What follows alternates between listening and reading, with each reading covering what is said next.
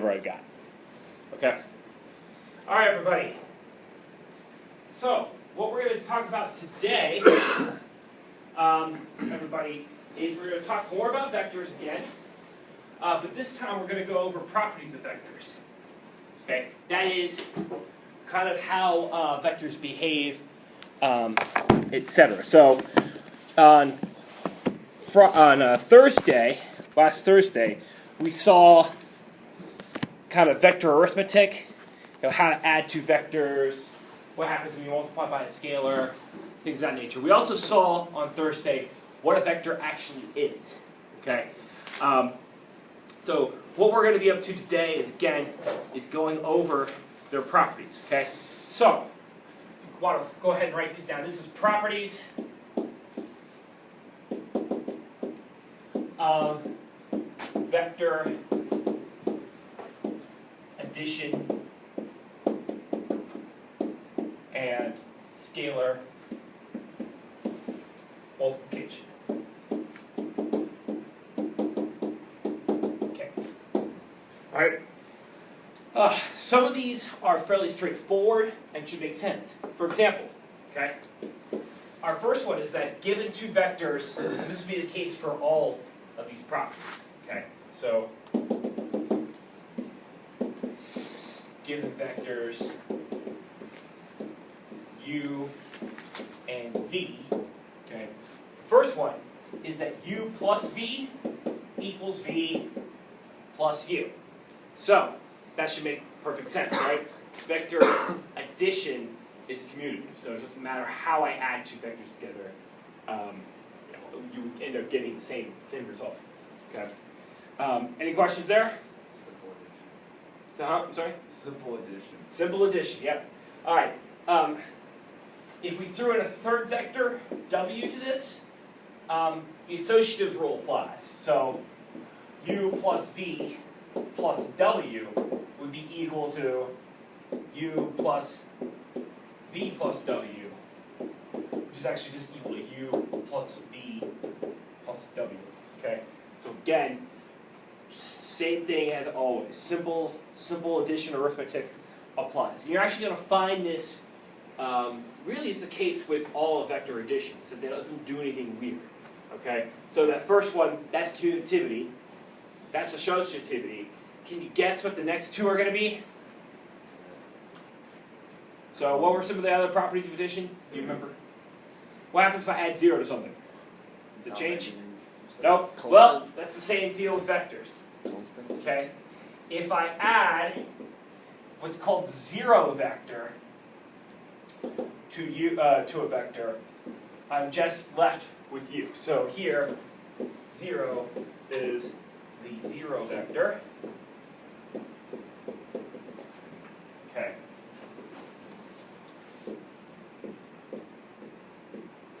It's just a 0 vector, 0, 0. Okay.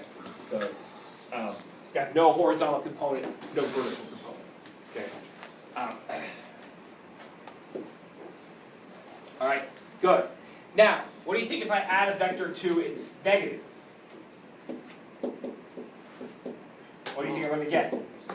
The 0 vector. Good. Okay. So these four right here, again, they're additive properties for vectors, but they're the same as they are for regular addition, right? Okay. If I add 0 to a number, I get the same number. If I add a number and its opposite, I get 0. Okay. So all that works out nicely. Okay. Now, next we're going to talk about we're going to go over the kind of properties involving scalars. Okay. These are they're pretty straightforward, but there are some slight things you want to know. So if I have a constant c, okay, times a vector b multiplied by a constant, like so, it's like I multiply the constants first, then multiply them in the vector. Okay? So here, c and d are constants. Okay. Now, Yeah. in number 3, what is that like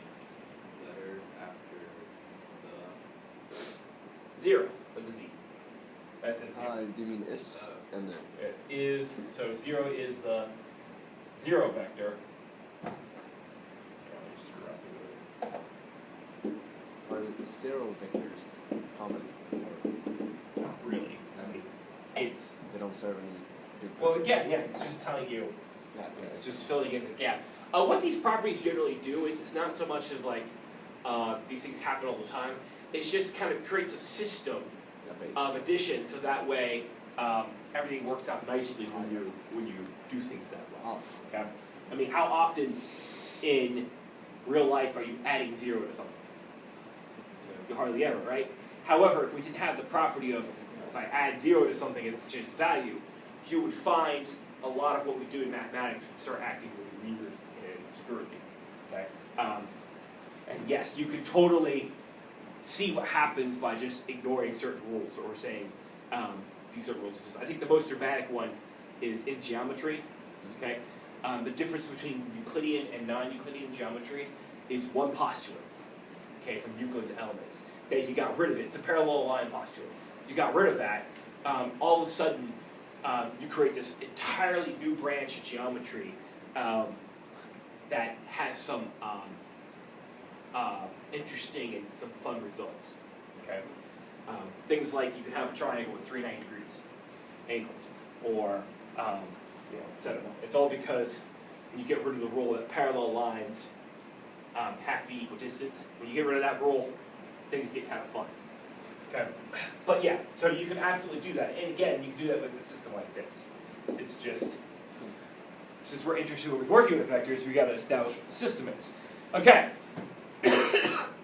So, that sort of notion of, again, I guess it's associativity works well with vectors as well. Here's another one. If I add 2 constants together, okay, so if I did C plus D times vector U, what do you think that's going to be equal to? CU plus D. CU plus DU. Yep. CU plus DU. Okay? And again, C and D are constants. Okay? Alright. Next one. Okay? If I do C times U, vectors U plus V, what do you think that's going to happen? CU plus CU. CU plus CV. Yep. Okay? They distribute nicely. Okay, that's just, okay? Now, again, number 8 is a kind of a twofer. If I multiply a vector by 1, what do you think I get? Same vector. And if I multiply a vector by 0, what do you think I get? The 0 vector. Okay? I'm going to write the 0 vector as 0, 0, like so. Okay? So it's not the number 0, it's the vector of 0. Okay? Which is something kind of a little tricky of a notion to get there. Alright. And now the final one, final property here is if I ask for the magnitude of a vector times a constant like so, this is going to be equal to the absolute value of whatever C was times the magnitude of V. Okay? So, let's say this was like negative like 4V. The answer is going to come out to be positive 4 times whatever the magnitude of V was. Okay? All right. But those are your properties there. Okay? Vector addition and scalar multiplication. Okay? Any questions about how that works? Again, all these are fairly self-explanatory, and they work the same for just regular rules of addition and subtraction. So, just kind of a recap. You've got commutativity, associativity, a 0 rule, an identity rule. Okay? Then multiplicative associativity, distribution, 2 forms of distribution, if you will. Okay? Again, multiplying by 1, multiplying by 0, and then this new one for absolute values or magnitudes of the vector. Okay? All right, good. Any questions about any of this? Are these stone ones? No. Yeah, these are all the properties of addition and Okay. scalable multiplication. Are we going into some? And we're going to go further. We're going to talk about other things today. We're going to kind of tie up a lot of loose ends about kind of the nitty-gritty of basics involving vectors. Okay? That's great. All right. There's no further question here. Okay. All right. All right. So next up, all right, we've got a few kind of like little things to talk about as far as vectors before we can then move forward and do other things with vectors. Okay. So the first little thing we need to talk about is what a unit vector is. Okay.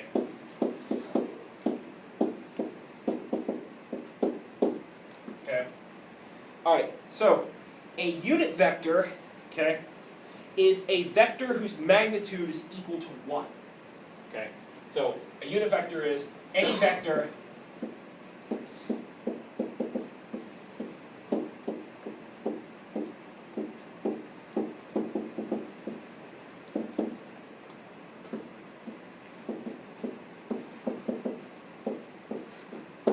to 1.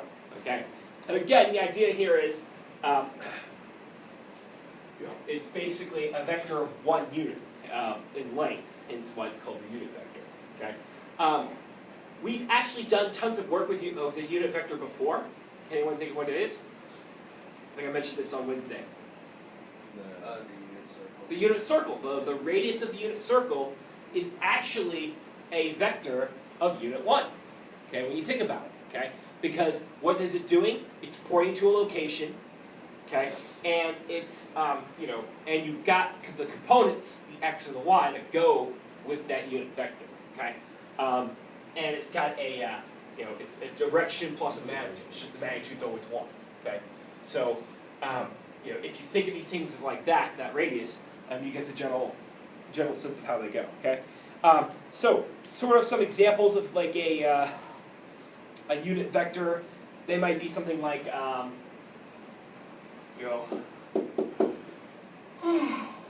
hey, example here might be something like 1/2 root 3 over 2. That's a unit vector, because if I multiplied those numbers, I would get, if I took the magnitude of this here, okay, so that's equal to b, so b's magnitude then would be 1/2 squared plus root 3 over 2 squared, which would give me 1/4 plus 3/4, which is what? 4 over 4, which is 1. Okay, so there you have it. And again, these are just, if you recognize, those are just common values from the unit circle, right? 1/2 and root 3 over 2 happen tons. Okay. Again, it's because that unit circle is a unit vector. Okay, you can think of it the same way. All right. So this is typically how a unit vector works. Okay. Now, why unit vectors are useful is with a unit vector, we can, or rather, we like to write other vectors in terms of what their unit vector was. That is, what I had to do to it to get that vector. Because what the unit vector does is it kind of brings everything back to almost that concept of the unit circle and gives us the basic kind of x and y or angle and direction type of things that we want, that we like with vectors. Okay? So one big exercise that you'll often see is how to find a unit vector. Okay? So, and it's pretty easy. A vector's unit vector. That's not useful vector.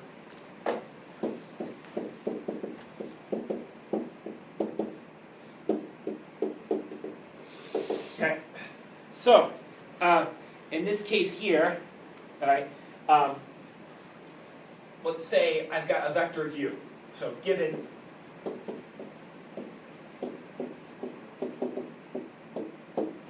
we want the unit vector for u, okay?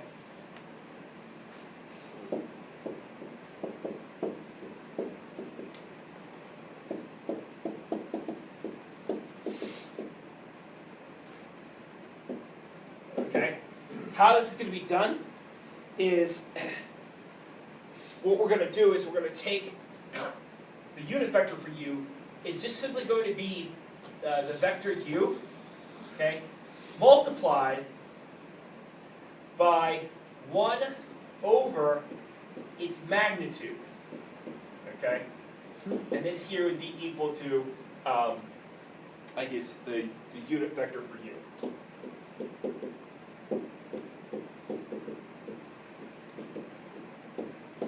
Okay?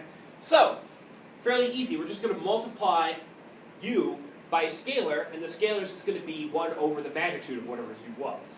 Okay? And that will give us the unit vector for u. So, let's look at an example of this. Okay? Fairly straightforward. So, somebody just give me two numbers at random. 17 and 69. 69. Okay, we'll do 69. And let me go ahead and grab a calculator because can I borrow this? Yeah. Okay.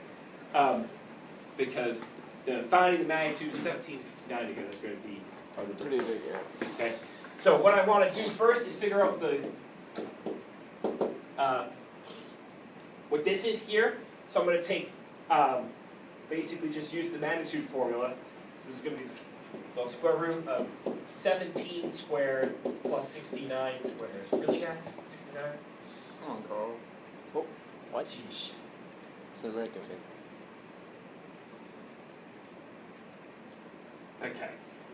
This is going to give me 71.063 when I work it all out. Okay. So my unit vector then is going to be 1 over the magnitude of u times u, which will be 1 over 71.063 times 1769, which is just going to give me 17 over 71.063, okay, comma, 69 over 71.063, okay, and there you have it, okay. That will end up being the unit vector. And if you want to confirm that's unit vector, go ahead and take the square root of this guy. Or sorry, go ahead and take the magnitude of this using those numbers. And I guarantee you, you'll get 1. Or, because I did round a little bit, you'll be very close to 1. Okay? And in fact, if I quickly confirm that, calculator, so we'll do 17 divided by 71.063 squared plus 69 divided by 71.063 squared. I got 1. Actually, I got 1.00000004954. But that's close enough. Close enough to 1. It's within our Close enough margin to government. basically. It's within our significant digits.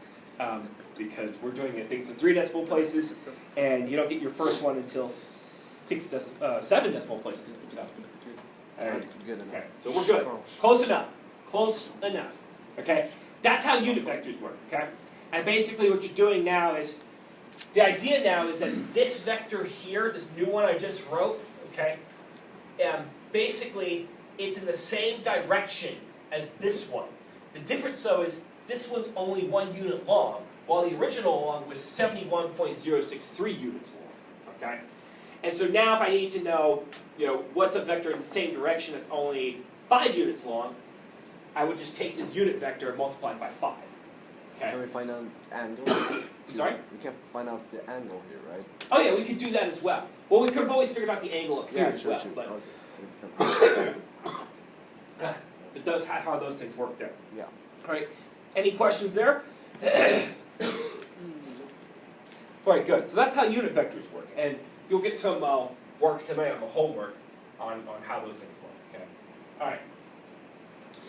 Next up is we're going to talk about some kind of some fancy notation that you'll see used with vectors. Okay. A lot of times, vectors aren't written in component form like we've been writing them. Why do you think there wouldn't necessarily always be written in component form? What is component form suspiciously a lot like? Points. Points, right? They look exactly like an ordered pair. on the XY plane. So people a long time ago said, we don't want the confusion, let's find a different way of doing it. So they made up something that's very confusing, probably. No, actually this is not so bad. They just made up a system, basically sometimes referred to as linear combination.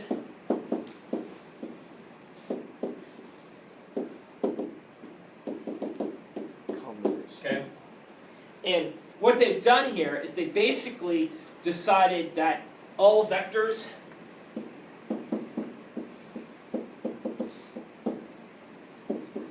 can be written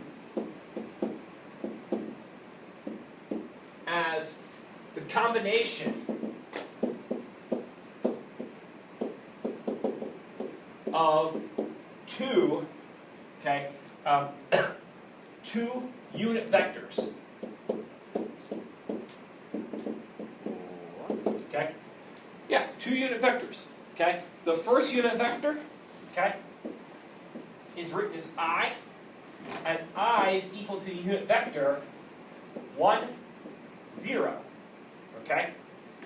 Oh. While the other one, So it's J, 0, 1? is written as 0, 1. So what's I going to be? It's the Well, it's horizontal part, yeah. right? And what's J going to be? The vertical part. Okay? And so every vector can be written like this. Okay? And But so wouldn't the whatever radius in this one be 2? Or like square root of 2, right? okay. Well, if we wrote them out that way, if we're looking for a unit vector based off of these, then yes, it would be a little different. Oh, okay. But basically what we're getting is the horizontal and vertical components, we could break them down into 2 unit vectors, okay, and do work with them instead of having everything in component form. Okay? So then, okay, then a vector V written as V1, V2 can become, in these 2 component forms, V1 times I plus V2 times J. Okay? And so you can just always write vectors in forms of I plus J. Okay? Where I is the horizontal component and J is the vertical. Okay? This also can make doing vector arithmetic a little bit, I guess, more of what we like to be used to, because then instead of having everything in those kind of angled brackets, everything's in terms of I and J, and it's clear, oh, I just add the I's together and add the J's together, and that's what gives me answers, and then there's no confusion there. Okay? So an example with actual numbers here, you know, if V was equal to 7, okay, I could rewrite it as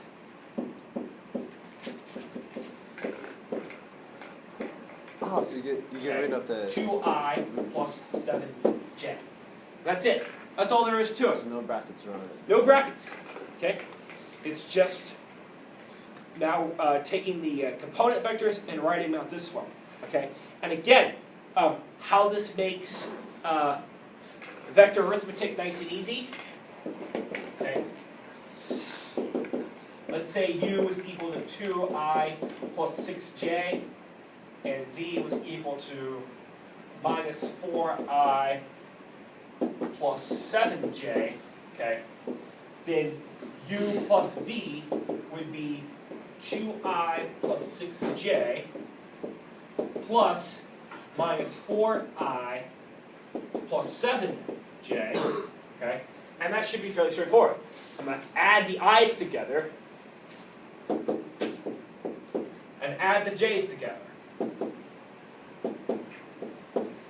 And ta-da, I am done. Okay?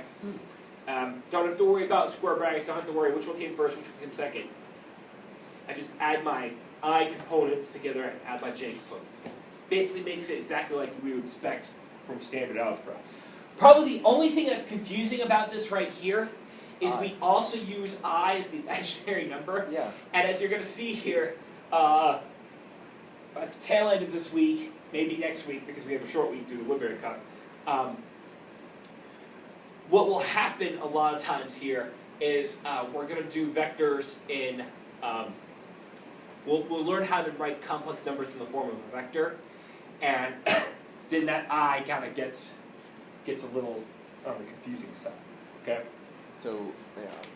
So that's where things kind of, people groan and go, because things can be annoying that way, okay? Any questions right here so far? No. All right. Another reason we like writing things in terms of I and j is it allows us then to do direction angles, okay?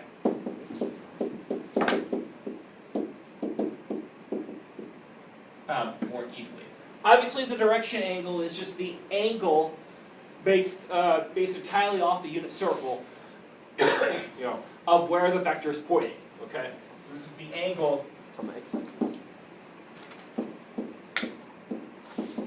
based from of where the vector points. Okay, and it's based off of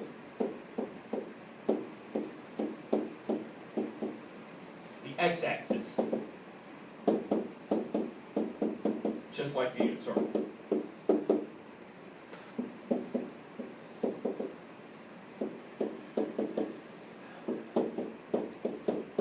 Okay?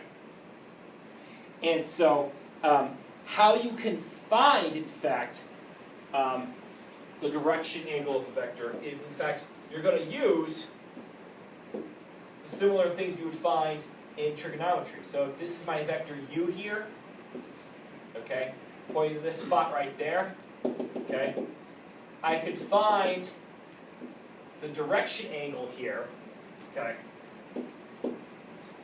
for u by doing, by simply saying that this would here, or rather, I can think of this in terms of directions by saying, remember, because u would be equal to I plus j, okay? Well, the horizontal part, the I part, can be rewritten as the cosine of theta, okay, I, and this part here would be the sine of theta j, okay? That is, each part there, each component can be written as a cosine of theta and a sine of theta. In fact, we can take this a step further by saying this is cosine of theta, comma, sine of theta, like so, okay? All right, so theta would be the direction angle, okay? It would be, it's fairly easy to figure out what the direction angle, how you would find the direction angle, okay? You would basically do the tangent of, or rather the direction angle would be equal to the tangent of the two components divided by each other, okay? So,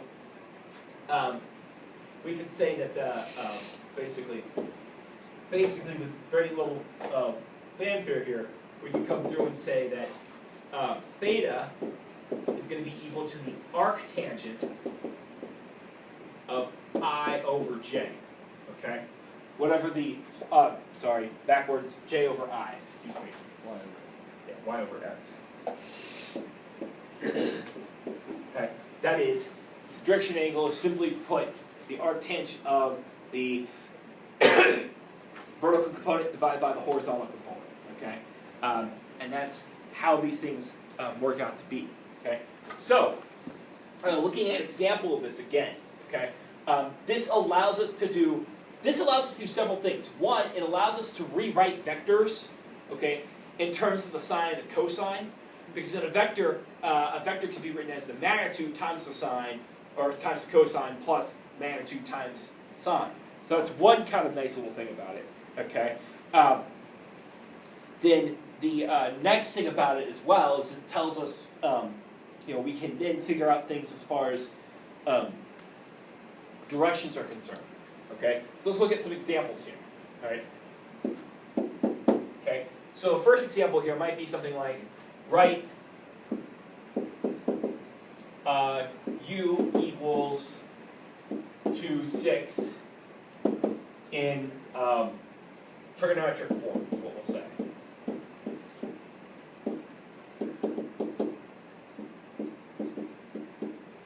Okay?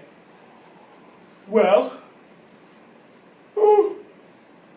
excuse me, first thing I want to do is I want to figure out what my angle theta is going to be based off of that, right? Okay? So, theta is simply just going to be the arctangent of 6 over 2, which is arctangent of 3, which is equal to, and this is what a calculator is for. Does this have to be in radians or like? Oh. Does it matter? It Doesn't matter, right? doesn't really matter. Typically, we do these things in terms of degrees when we're dealing with vectors. No. Okay. If you did it in terms of radians, that's fine as long as you remember to keep everything in terms of radians. Yeah. Okay, don't switch the two up, no problem. Okay, so we get that theta then is 71.565 degrees. Okay, and then we also want the magnitude of u. That's going to be square root of 2 squared plus 6 squared equal to root 40. 36 plus 4 is 40. Okay? Wow. So then, I can rewrite u as root 40 cosine of 71.565 plus root 40 sine of 71.565. Okay? Just like so. Okay?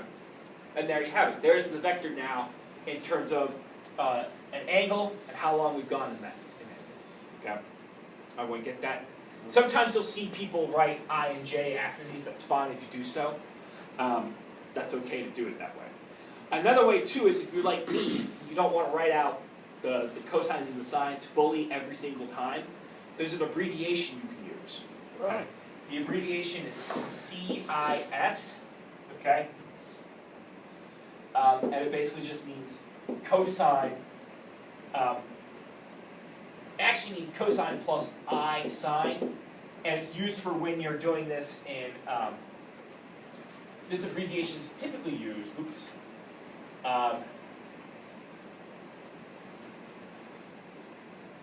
This is typically used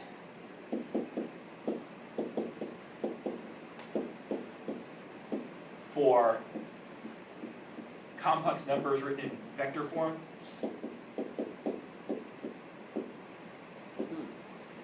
So imaginary angle. Yeah. Okay. Because obviously the I there is the imaginary number, so cosine plus I sine.